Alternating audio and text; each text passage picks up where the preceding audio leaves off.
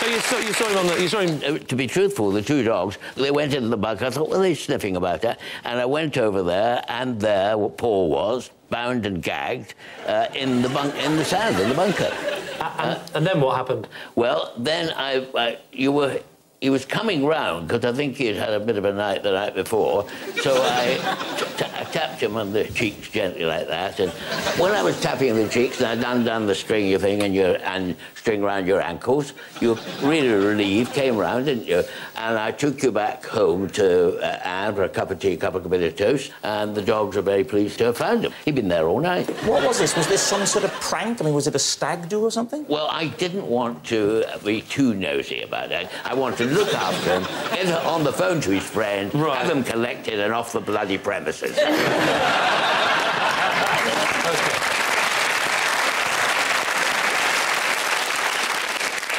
Has he kept in touch?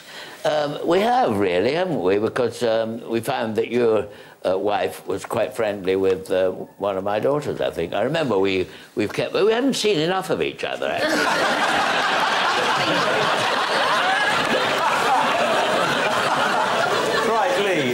Who else would you like to question? OK, David. Yes, when you say he's he's your driver, I mean, he's picked you up on occasions. He was the driver on several series of Peep Show. So you're a professional chauffeur, are you? He's not allowed to answer, Julian. He's a professional driver, yes. Have you ever picked me up? He's not allowed to answer. Are we allowed to see your hands? Yeah, you can hold your hands out.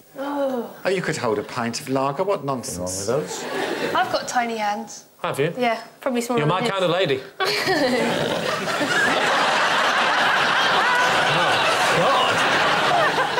God! David, tell us about the whole business with the pints, then. What Paul told me is that he always chooses to drink bottled beer because when he holds a pint... Wait, this isn't at the wheel, is it? This is... No,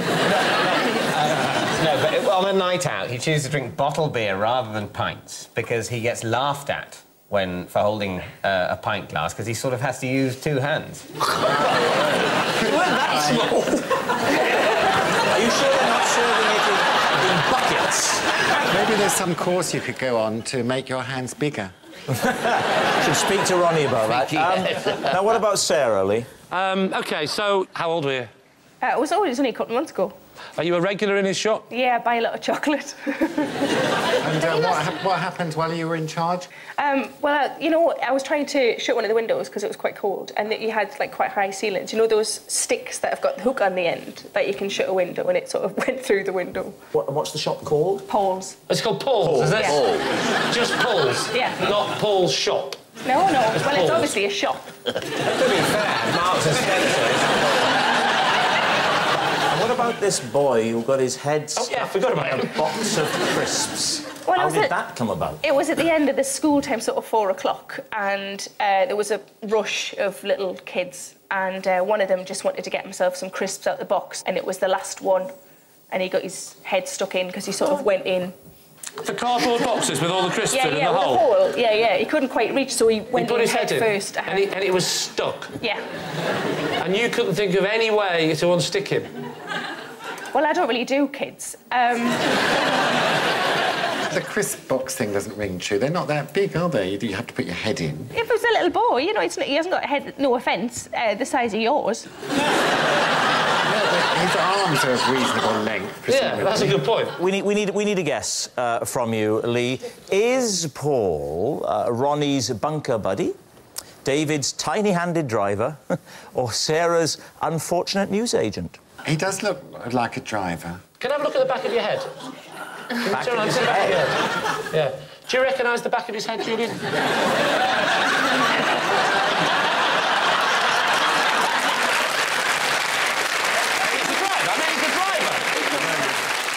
But I don't believe he's a northern shopkeeper because his shirt is too nicely ironed. See, this is the dilemma now. The dilemma is... You're saying there's no chance of it being Ronnie's... It's unlikely, but I'm not saying it's definite, right? I want that to be true more than any other story I've ever heard in my life. Because that's what I want to see Ronnie doing in the big chair next time. You're not going to believe it. I can't do the voice. All right, I can't do the voice. And if I could, I wouldn't keep doing it.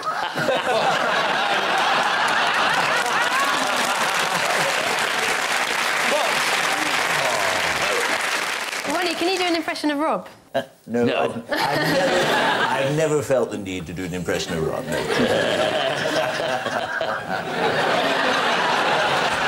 Do you want the glasses? I love the glasses, yes. There we are. How about it? There we are. Oh, my word. Goodness me.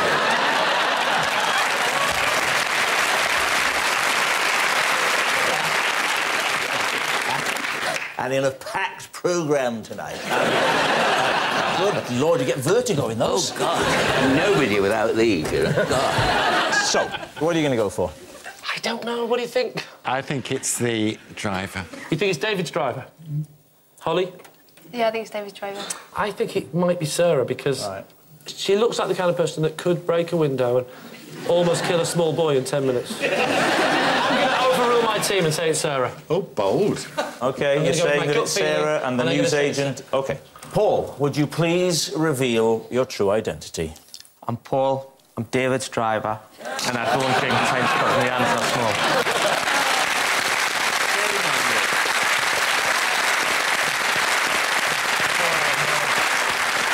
Yes, well, if ever there was a harsher warning of the dangers of a fascist state, I'd like to see it. Thank you very much, Paul.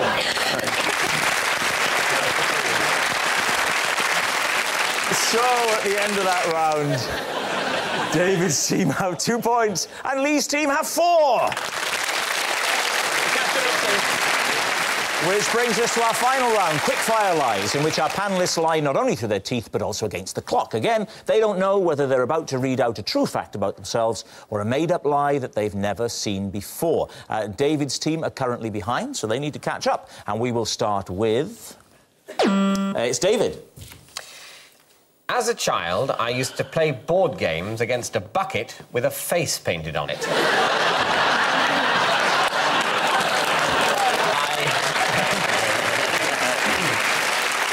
I called this bucket Stephen Tatlock.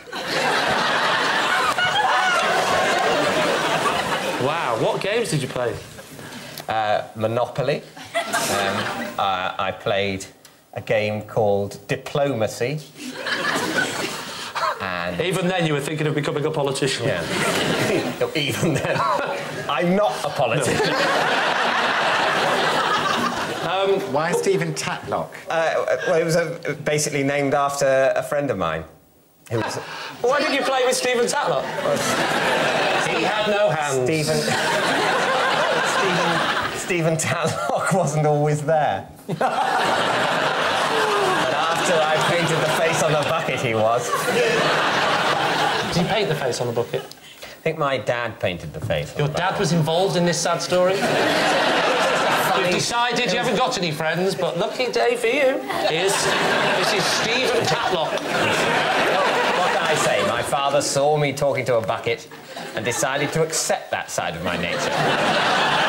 Did your father invent Henry Hoovers afterwards? And this is your girlfriend.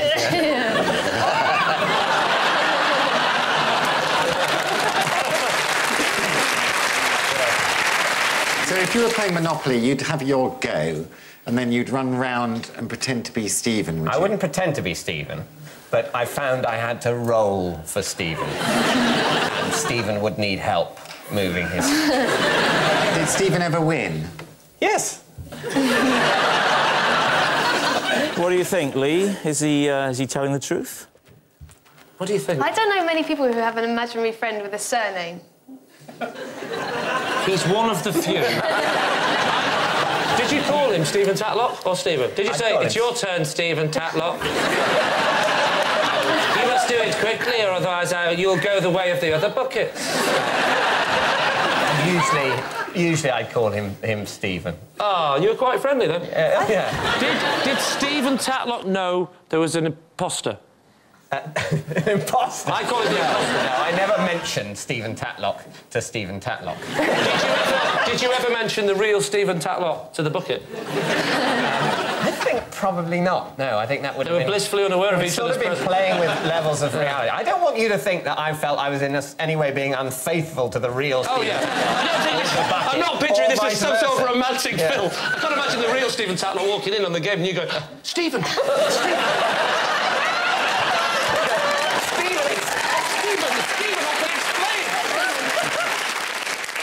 So what do you think then, Lee? Time for a guess. Truth or lie? I think it's true. You think it's true? Don't know why. Well, look at David. We know why. What do you think, Holly? I think, I don't think it's true. I might ask my friend, Boris Dickey. What do you think, Boris Dickey? Oh, Boris Dickey says no. It's a lie. So you're saying it's a lie? Yes. You and Boris say it's a lie. OK, Boris David. Dickey! Sorry. Boris Dickey. David, truth or lie? It is, in fact, a lie.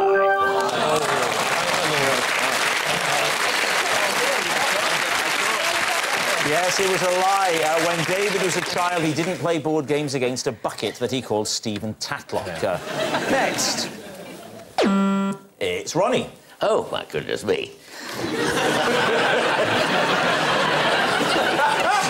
So glad I've been asked. There we are. Last week, I actually had to go into a shop and buy 4 candles. Right.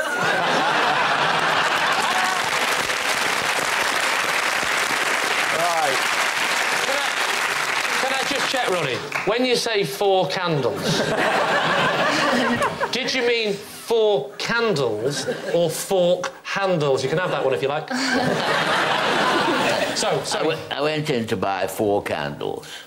Which one, though? 4 candles or fork handles? 4 candles. Not 4 candles. No, 4 candles. Do you mean handles? Do you mean... So that would be confusing, wouldn't it?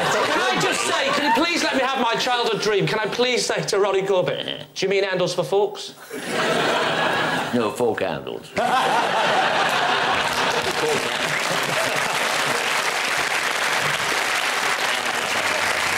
So candles that you light. 4 candles, yes. Where was this? Sort of Addiscombe Road. Do you know where Addiscombe Road is? Well, give me a clue. Tell me the town. Well, it's London. Oh, London town. London. And it's a hardware shop, and it was, you know... So you went in and you said, can I have 4 candles? Yes. What did the man say to you?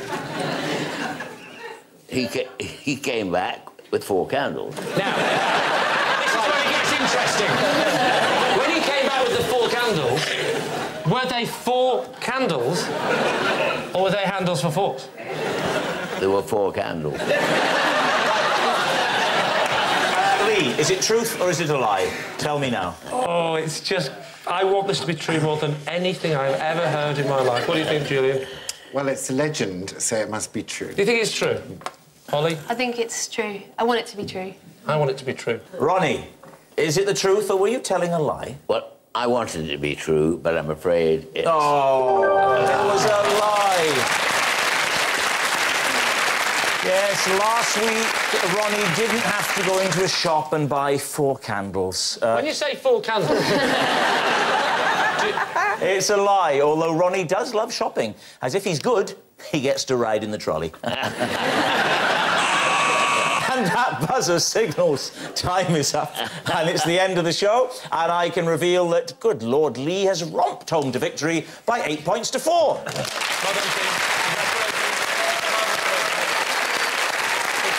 But it's not just a team game, and my individual liar of the week this week is Ronnie Corbett.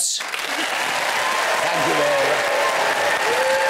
Yes, he's won BAFTAs and Royal Television Society awards, but I think being named Liar of the Week by me, Rob Brydon, will surely be regarded as the pinnacle of his success. Good night.